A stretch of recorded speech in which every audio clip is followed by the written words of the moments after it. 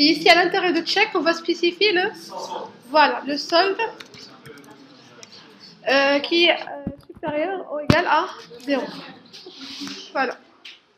C'est bon? Est-ce qu'on a d'autres connaissances? Oui, voilà. La contrainte, c'est la contrainte clé étrangère. Et ici, on va tout d'abord déclarer le...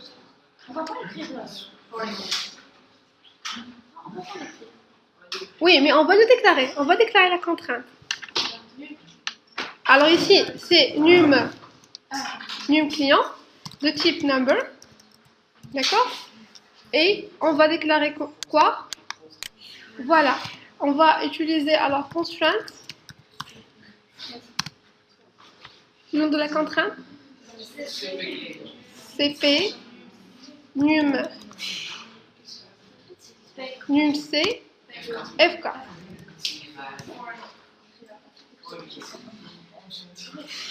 D'accord? Et après, le mot-clé references. On va référencer, c'est-à-dire on va faire la relation entre cette table-là avec la table parent, qui est la table client.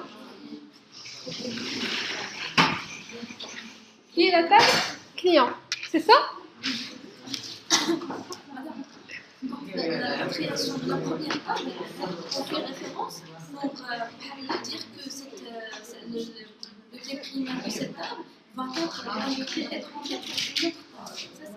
Non, ici, on est dans la table enfant, c'est-à-dire où vous avez le foreign key. Et ici, on spécifie, voilà, cette num client.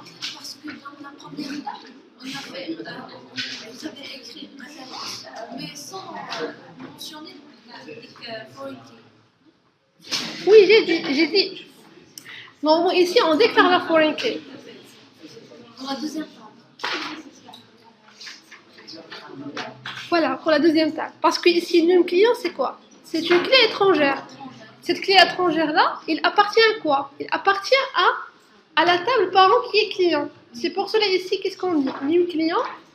Alors ici, number, constraint. Voilà la contrainte qui va référencer, qui va être reliée à quelle table? Reliée à La première table. Voilà, à la première table et plus particulièrement à la clé primaire de la première table. Alors, c'est-à-dire ici, references. La table, c'est client. Et entre parenthèses, dans client, la clé primaire. Voilà, c'est num client.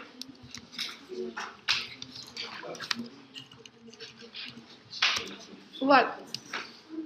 C'est bon? Est-ce qu'on a oublié une chose? Voilà, point virgule, on exécute. Alors, il manque une parenthèse. Ah, on a ajouté une parenthèse. Ici, on a ajouté une parenthèse de plus.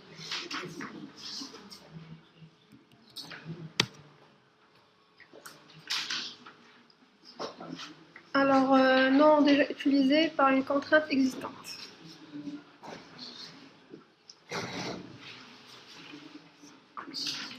Alors, je vais changer le nom.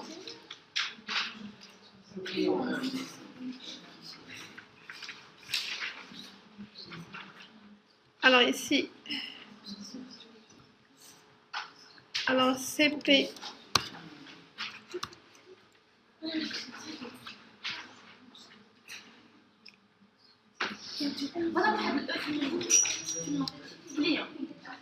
Comment? Ici?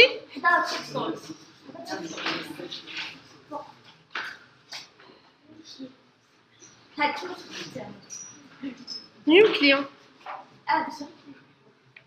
Non, le problème c'était dans la nommation des contraintes parce que moi j'ai déjà fait ça en avance.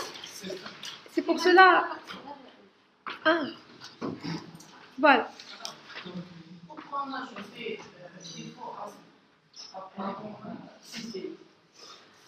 Alors pourquoi default avant 6D?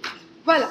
Alors ici on a dit que pour la date Alors, pour la date de création de solde, de compte, on a dit que au lieu de, à chaque fois, lorsqu'on va faire des insertions, on va spécifier 6D.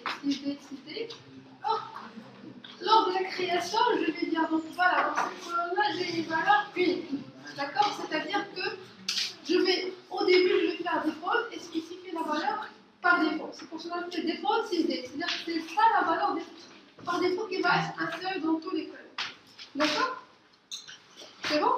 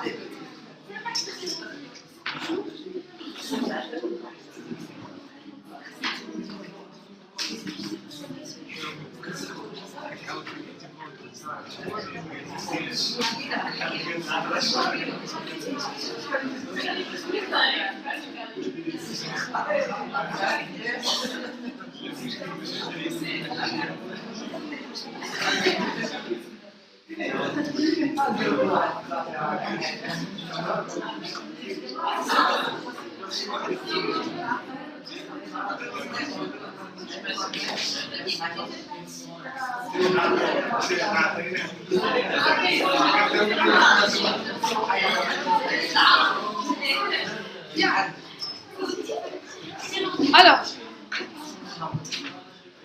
c'est bon? Alors, on a dit maintenant au niveau de table. Donc maintenant, pour la création, si vous allez alors créer donc les contraintes au niveau table, alors création des tables, des contraintes d'intégrité au niveau table, d'accord? Alors, le syntaxe, comment il va changer pour la déclaration des contraintes d'intégrité? Bien, alors ici, j'ai repris le même exemple de tout à l'heure de la création de la table camp, d'accord? Et à ce niveau-là, donc, c'est la déclaration des contraintes d'intégrité au niveau table. Alors, c'est-à-dire quoi au niveau table? Alors, au niveau table, c'est-à-dire, vous allez déclarer, vous allez écrire, donc vous allez créer votre table normalement. C'est-à-dire, vous allez spécifier tous les colonnes que vous avez avec le type, comme on faisait. D'accord? Et lorsque vous allez finir tous les colonnes, d'accord? Vous allez alors faire virgule et vous allez passer aux déclarations des contraintes à part. C'est-à-dire qu'ils ne sont pas déclarés à côté de la colonne appropriée à la contrainte d'intégrité. Et lorsque vous allez spécifier au niveau,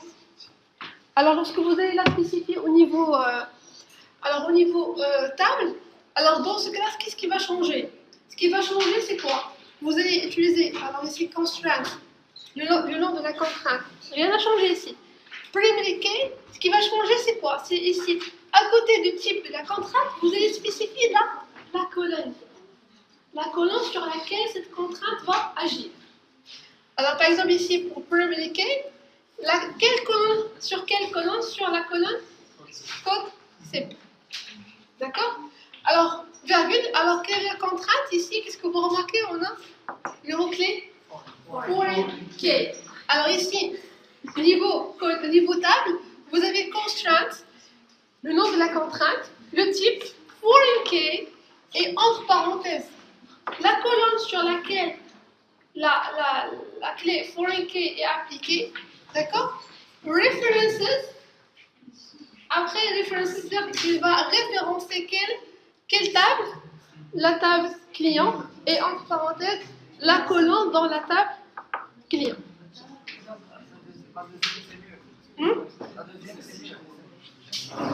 Oui. Oui. Juste, il faut savoir les deux syntaxes comme ça. D'accord? Ça va? Moi, j'ai pas compris la différence. La différence entre quoi?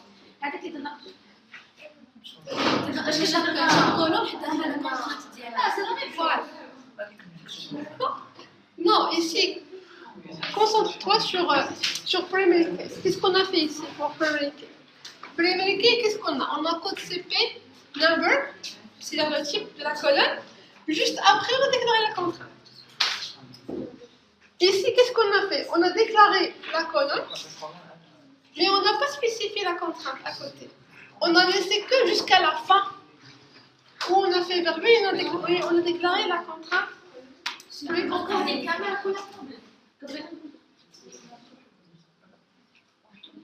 Oui.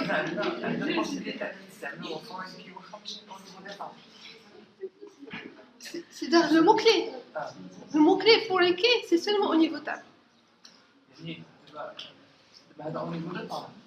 Oui, au niveau table. C'est-à-dire quoi au niveau table? C'est-à-dire vous allez déclarer les contraintes de sécurité à la fin. C'est pas à côté de la colonne. C'est ça.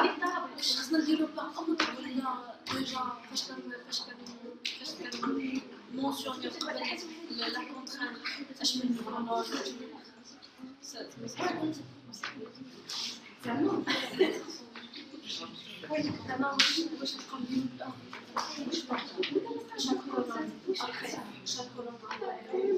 La contrainte. La contrainte logique, ça me suivra de l'ordre, il a appliqué une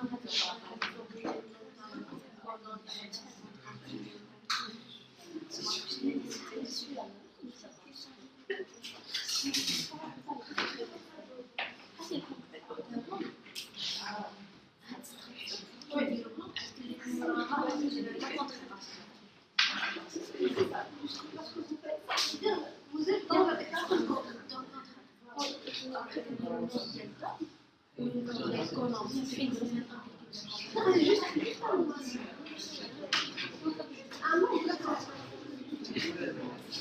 juste un mot. C'est pas ça la contrainte. La contrainte, quand est-ce qu'elle est déclarée? Lorsque vous faites le type. Et donc ici, lorsque vous faites le type, c'est à ce moment-là que la contrainte va être créée. D'accord? Juste ce que vous devez retenir, c'est lorsque vous déclarez niveau colonne, d'accord, vous allez spécifier seulement ici le type. D'accord? Mais lorsque vous déclarez niveau table, c'est-à-dire vous devez, à côté du type, spécifier la colonne sur laquelle la contrainte va agir. D'accord? Et une chose, on a dit, les contraintes non nulles, c'est seulement niveau colonne. Vous ne pouvez pas le faire niveau table. D'accord? C'est clair? On avance? Bien. Oui.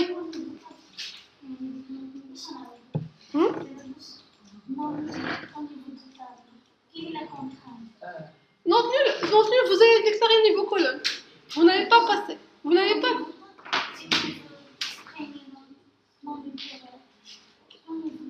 Ici? Oui, vous pouvez les faire. Vous pouvez faire. C'est-à-dire, vous pouvez avoir niveau table, niveau colonne dans la même requête, dans la même instruction. Vous avez compris. Par exemple, ici, qu'est-ce que vous remarquez? Ici, il y a le check. C'est les niveaux colonnes. Et il y a notre déclaration niveau table. مثلا هذه الكونسيانت ما كنديروهاش فاش كتكون تشيك كنديروها برايفت كي Non, vous pouvez le faire, mais constrainte, elle est obligée lorsque vous décrivez un nom. Vous déclarez un nom à la contrainte. Parce que ici, dans ce syntaxe, check, c'est-à-dire ici, le nom de la contrainte va être donné par le système de gestion base de données. C'est-à-dire généré automatiquement. D'accord? Oui. Comment on choisit la table de référence? La table de référence? C'est-à-dire ici. Ah oui. La table de référence, c'est la table qui contient la clé primaire. Mais aussi, la table de compte contient la clé primaire. La clé primaire qui nous intéresse, qui va faire la relation entre la table mère et la table. Ah. Ça va? Parce que num client, c'est une clé étrangère. Et puisque c'est une clé étrangère, c'est-à-dire c'est une clé primaire dans une autre table. Vous spécifiez la table où cette clé étrangère elle est une clé primaire. Ça va? Ça va? Ça va? Bien. Bien, alors maintenant si vous avez créé la table compte, et vous avez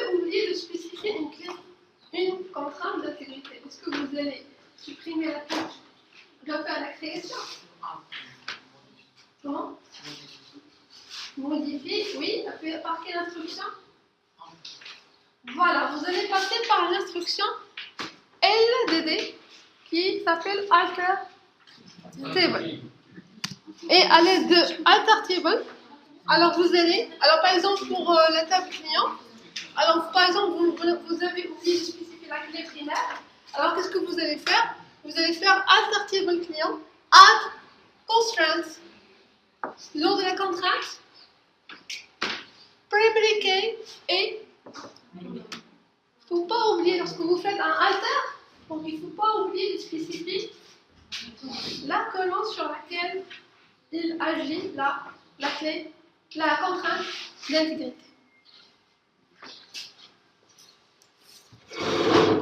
Ça va? Vous avez des questions? Bien, donc on avance. Alors la même chose donc pour la table Kant. Alors si vous voulez spécifier la clé primaire, c'est alors alter table Kant, add constraint, le nom de la contrainte, primary key et la colonne sur laquelle agit la contrainte d'intégrité. Aussi, donc la contrainte clé étrangère. Si vous oubliez de la spécifier, vous voulez la spécifier après, qu'est-ce que vous allez écrire? Alors c'est alter table Kant add constraints, le nom de la contrainte, foreign key, entre parenthèses, la colonne foreign key, clé étrangère, references, la table qui contient la clé primaire et la clé primaire. Ça va? Bien. Alors, à ce niveau-là, donc là, les deux questions, on les a bien expliquées. Alors maintenant, on va passer à insérer des enregistrements dans ces deux tables. Alors, comment on va insérer? À l'aide des instructions. Voilà, instruction L. Alors,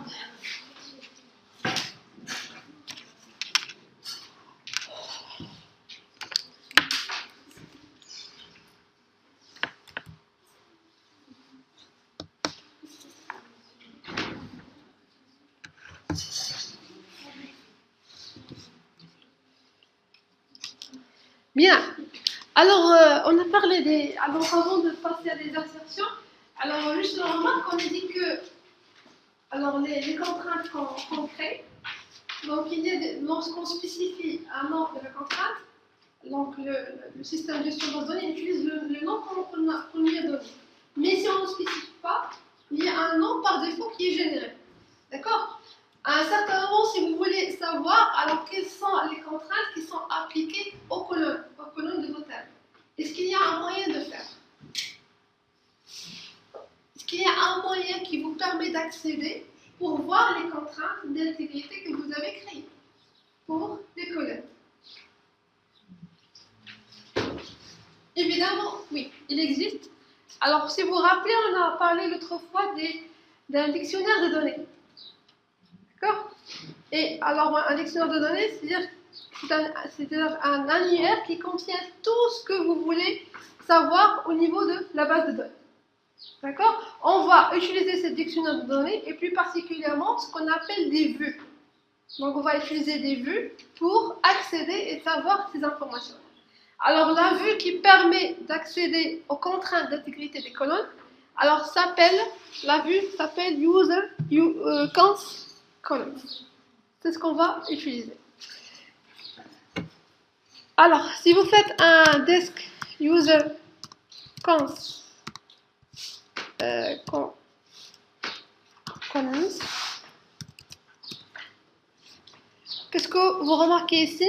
Vous remarquez la colonne constraint name, table name et column name. Alors on va utiliser une interrogation par select pour savoir ces informations-là. Et dans l'interrogation, on va utiliser quoi? On va utiliser select, constraint, il manque un S, c'est ça? Constraint name, d'accord? Quoi d'autre? Alors on va utiliser aussi column name, d'accord? Column name.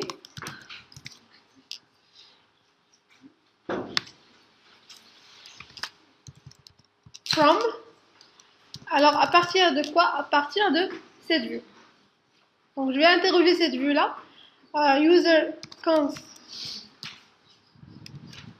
columns. Évidemment, alors on s'intéresse nous à deux tables. La table compte et la table client. Alors pour cela, on va utiliser la clause. Quelle clause on va ajouter? Voilà, where table name égale à quoi? Donc on va pas utiliser égal, mais parce qu'ici on a deux, d'accord? On va utiliser quel opérateur?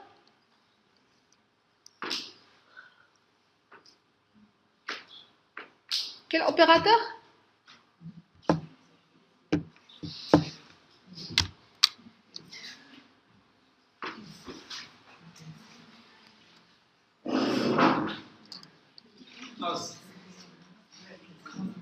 L'opérateur. Where table name, vous avez compte ou bien client? Oui? Oui, c'est? J'ai entendu le mot. Voilà. In. Alors, alors, on a client. C'est ça? Et quoi d'autre? Compte. Alors ici, il faut faire attention. Lorsque vous faites une recherche au niveau du dictionnaire, ici, la recherche elle est sensible à la casse. C'est-à-dire, il faut spécifier les noms de la table en majuscule. D'accord? Dans la recherche.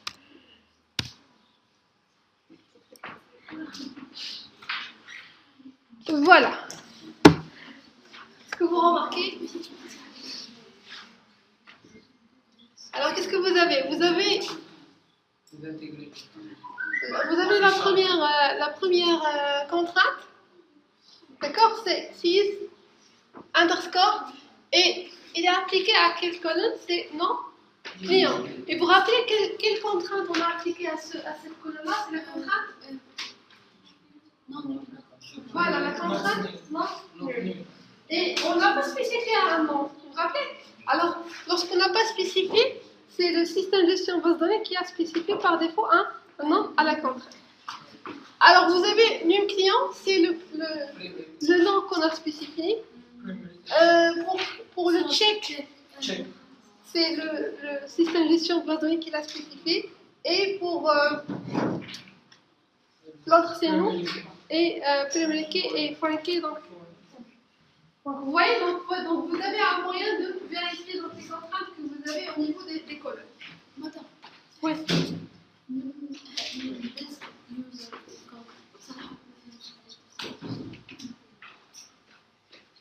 Ici.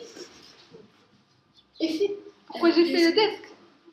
Alors, j'ai fait le desk tout d'abord pour voir quelles sont les colonnes que je peux interroger dans cette vue-là. Alors, j'ai vu que cette vue-là me donne une vue sur le nom de la contrainte, sur le nom de la table et sur le nom de la colonne. C'est ce qui m'intéresse. Ce qui m'intéresse, c'est de voir ça. C'est pour cela que j'ai fait une interrogation pour retourner le nom de la contrainte et le nom de la colonne. Comme ça, vous aurez maintenant une idée sur la nommation des contraintes par défaut, par le système, et ce qu'on a nommé nous-mêmes. Ça va? Vous avez reçu la réponse? D'accord. Bien. Alors maintenant, on va revenir à la question, c'est donc d'insérer des données au niveau des deux tables. Alors comment on va insérer? Alors si vous vous rappelez, donc vous vous rappelez pour l'insertion, Alors, des clients. Alors, pour insérer des enregistrements dans la table client, voilà. Donc, vous avez utilisé l'instruction LMD, insert into. Évidemment, insert into le nom de la table. Le nom de la table, c'est client. D'accord? Et on a dit que ici, soit vous avez spécifié ici les colonnes, ou bien si vous ne spécifiez pas ici les colonnes, obligatoirement, vous devez donner une valeur pour chaque colonne. Alors, supposons que moi, au début, je veux donner des valeurs à tous les champs, sauf adresse. Je ne veux pas spécifier dans un premier temps l'adresse. Alors, c'est-à-dire ici, je dois spécifier les colonnes. D'accord? Et ici, les colonnes que vous devez obligatoirement spécifier sont les colonnes avec clé et non, c'est pas étrangère, mais je cherche une autre contrainte. Vous l'avez dit tout à l'heure. Voilà. C'est-à-dire, primary key et not null, obligatoirement, vous devez donc leur spécifier une valeur. Alors ici, je vais alors choisir nul client, non client, date naissance. Bien. Alors pour spécifier des valeurs, values, et entre parenthèses, je vais spécifier les valeurs pour primary key, par exemple. Non client. Donnez-moi un nom pour client.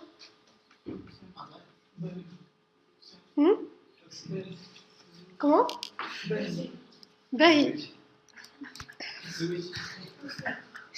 Allez.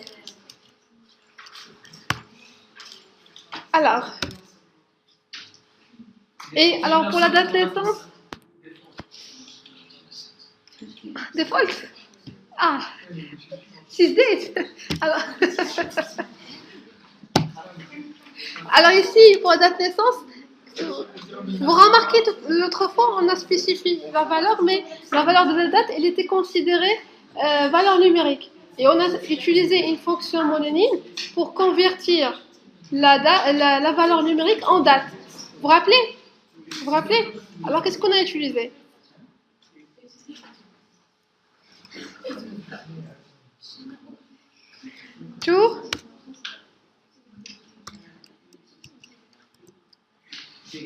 To date. Voilà.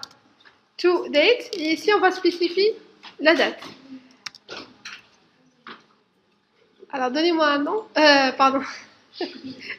Date de naissance. Alors, 0 quoi? 30. 30, 02. 1900.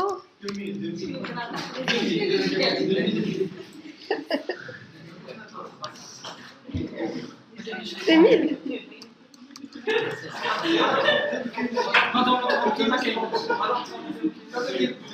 Comment? Ah. 0, 5.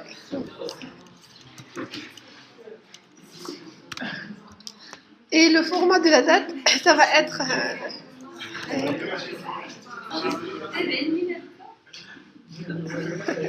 Ah, c'est bien, on a fait une date de naissance imaginaire. Ça n'existe pas. Alors,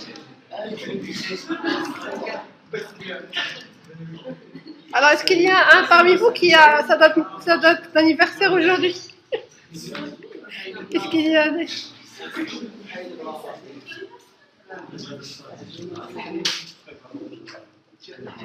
Alors c'est bon pour... On n'a pas oublié R, donc ici c'est R. R ça... Bien, donc voilà, vous avez une ligne créée. Mais ici, lorsque vous faites des instructions LMD, l'instruction LMD, donc ici il faut faire attention à une chose. Ici, La ligne n'est pas encore enregistrée. C'est-à-dire, il n'est pas encore validé.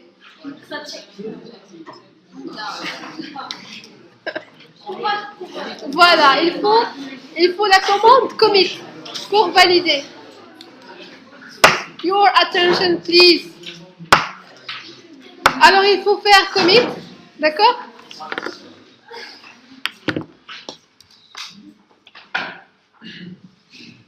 Alors, les instructions LMD. Alors, quand est-ce qu'ils sont validés? Premièrement, lorsque vous faites commit, d'accord? Deuxième chose qui va valider automatiquement les instructions LMD. C'est quoi? C'est lorsque vous faites une instruction LDD juste après. C'est-à-dire ici, si je fais, donc j'ai fait ici un insert, d'accord? Si je fais après un alter table, ou bien un create table, d'accord? Ou bien un drop, automatiquement, les insertions qui sont ici, ils vont être validées automatiquement. D'accord? Ça, c'est la deuxième chose. Troisième chose, c'est quoi? Ce sont la création des instructions LCD. C'est-à-dire le langage de contrôle de données. On ne l'a pas encore vu. D'accord? Lorsque vous faites aussi ces instructions-là, automatiquement, les instructions LMD sont validées. D'accord? Alors ici, pour faire la validation, on a dit la première option. Voilà, donc vous allez faire un commit. Bien. Donc on va ajouter d'autres insertions. Alors pour la table client, on va insérer. Maintenant, si vous tentez d'insérer un deuxième enregistrement par la valeur 10 dans le numéro de client, ça ne va pas marcher. Pourquoi? Parce qu'on a déclaré num client, on a lui déclaré une contrainte clé primaire. Bien. Alors ici, on va modifier. Donc on va donner une valeur 20 et avec un autre nom.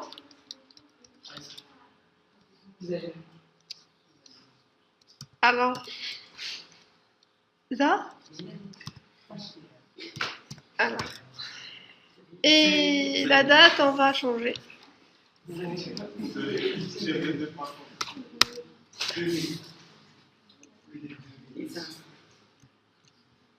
Donc on va changer. On va faire un client 2. Voilà. Et ici, on va spécifier un date de naissance imaginaire. 2001. Alors.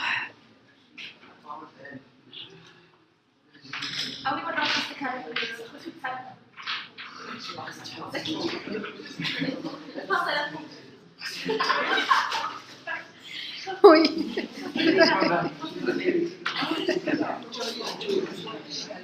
Si, au niveau de la date. Oui. Simple code. Bien. Et je vais ajouter un troisième. Alors, client 30.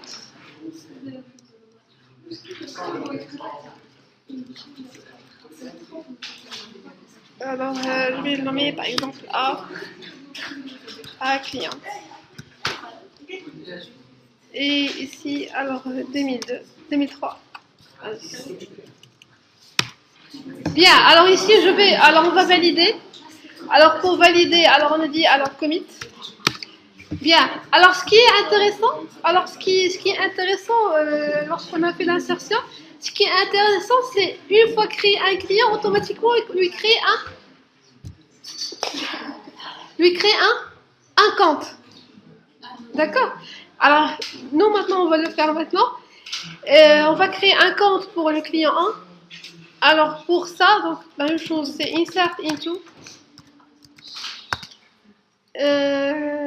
into la table séquence, c'est ça?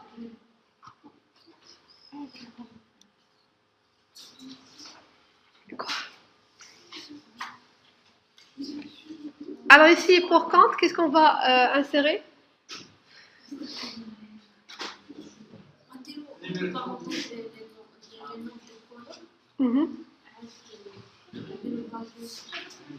Voilà, donc ou bien carrément on va faire directement values Et ici, on va spécifier les valeurs pour chaque colonne. Alors ici, tout d'abord, c'est le code, c'est ça? Alors le code du compte. Après, on avait la date de création, c'est ça? La date de création. Oui. La date de création, c'est la valeur, c'est default. Automatiquement, default, c'est 6D. D'accord? On a déjà spécifié 6D au niveau de la table. Et après, on avait le solde. Le solde, maintenant, si vous tentez de faire un solde négatif, 300 000. Ah. Alors ici, 20 000.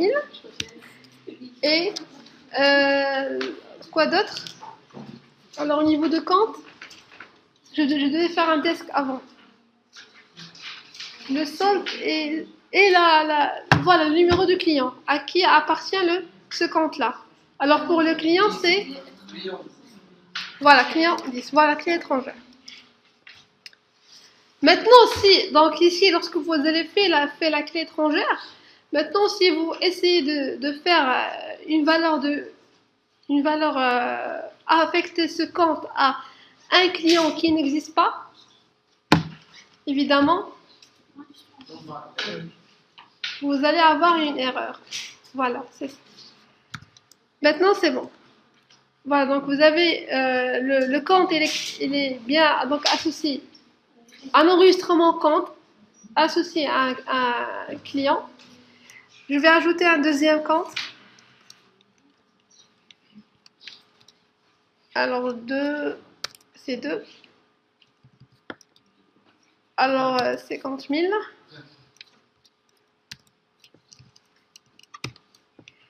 Et on va ajouter un troisième compte.